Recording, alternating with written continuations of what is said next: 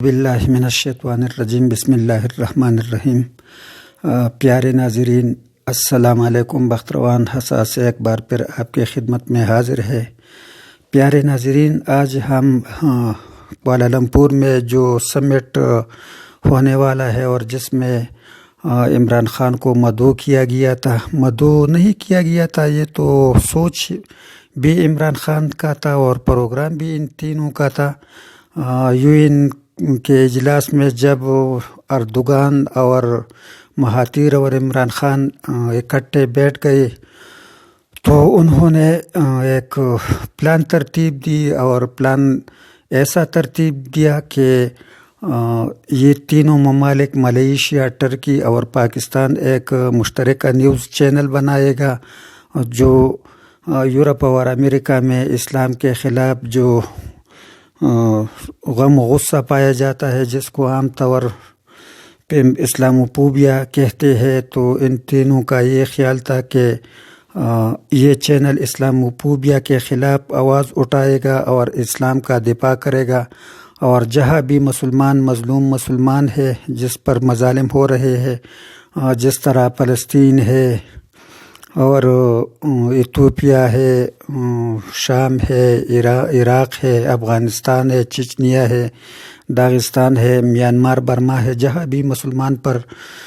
ظلم ہوتا ہے تو ہم اس کے خلاف آواز اٹھائیں گے، اور صرف آواز نہیں اٹھائیں گے، اس کے خلاف ہم عملی جدوجہد کریں گے۔ تو پیارے ناظرین، وہ سمٹ ملیشیا میں شروع ہونے والا ہے، اور اس میں قطر، ایران، انڈونیشیا،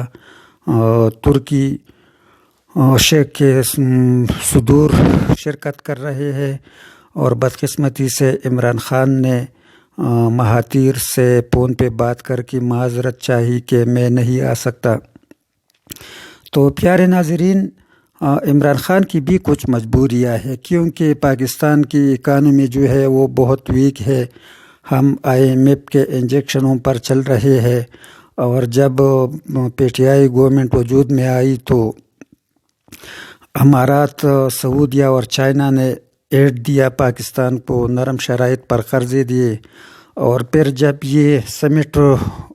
ہونا چلا تو دنیا کا اسلامی ممالک کا جو اپنے آپ کو قائد کہتا ہے، سعودی عرب، تو اس کو یہ فکر لاحق ہو گئی کہ OIC کا جو تنظیم ہے تو اس کی سربراہی سعودی عرب کرتا ہے، اور جدہ میں اس کا صدر دفتر ہے۔ تو سعودی عرب کو یہ خطرہ لاحق ہوا کہ اگر یہ بلاک بنا تو پھر ان کی چودراہٹ جو ہے وہ خطرے میں پڑ جائے گی، کیونکہ سعودی عرب جو ہے وہ امریکہ اور اسرائیل کا ایک ذیلی ریاست بن گیا ہے۔ فلسطین میں جتنے بھی مظالم ہو رہے ہیں تو ان میں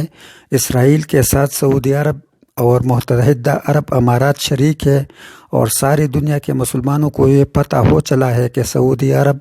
اب مسلمانوں کے نہیں، صرف اپنی ذاتی اقتدار بچانے کے لیے جو کچھ کر سکتے ہیں تو وہ کرتے ہیں۔ تو جب عمران خان ملیشیا جانے لگا تھا تو سعودی عرب سے پیغام آیا، اور سعودی شاہی خاندان نے مخالفت کی، تو پھر عمران خان نے شاہ محمود قریشی کو بھیجا، اور وہ اس کے بعد پھر خود گئے، لیکن ان کو مطمئن نہ کرا سکے، اور انہوں نے اپنا جو دباؤ تھا وہ اور بھی بڑھا دیا،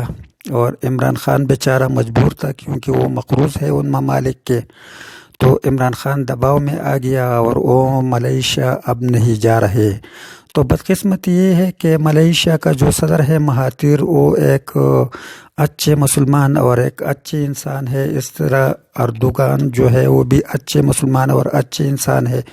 تو وہ دونوں بیچارے بھی مایوس ہو جائیں گے کہ اسلامی دنیا میں پاکستان جیسا بھی ہے، اقتصادی لحاظ سے تو کمزور ہے، لیکن فوجی لحاظ سے اور سیاسی لحاظ سے پاکستان کا بہت بڑا اثر ہے۔ پاکستان ایک نیوکلیئر ملک ہے، پاکستان میزائل ٹیکنالوجی سے لیس ہے اور میزائل ٹیکنالوجی میں آگے ہے، تو ان کو ضرور یہ فکر ہوا ہوگا کہ ہمارا اہم ساتھی ہمارے ساتھ نہیں چل سکا، اور ملیشیا میں جتنے بھی پاکستانی ہے تو وہ سر اٹھا کر نہیں چل سکیں گے، کیونکہ ملیشیا کے کونے کونے میں عمران خان کے تصاویر لگائے گئے تھے کہ عمران خان ملیشیا آ رہا ہے، اور عمران خان نے بہت سے یو ٹرن لیے تھے، لیکن میں ان کو برا نہیں سمجھتا تھا، اور اس بات پر یہ جو بین الاقوامی یو ٹرن لی ہے تو اس سے مجھے دلی صدمہ ہوا ہے۔ عمران خان کو ایسا نہیں کرنا چاہیے تھا، عمران خان کو ملیشیا جانا چاہیے تھا اور اس سمٹ میں بھرپور کردار ادا کرنا چاہیے تھا۔ اور میں اب بھی عمران خان سے یہ مطالبہ کرتا ہوں کہ یہ سعودی اور امارات کے جو شاہی خاندان ہے یہ تو کفار کے چمچے بنے ہوئے ہیں، یہ تو اسرائیل اور امریکہ کے ذیلی ریاستیں ہیں، ان کو چھوڑو، اور ملیشیا اور ترکی تو یہ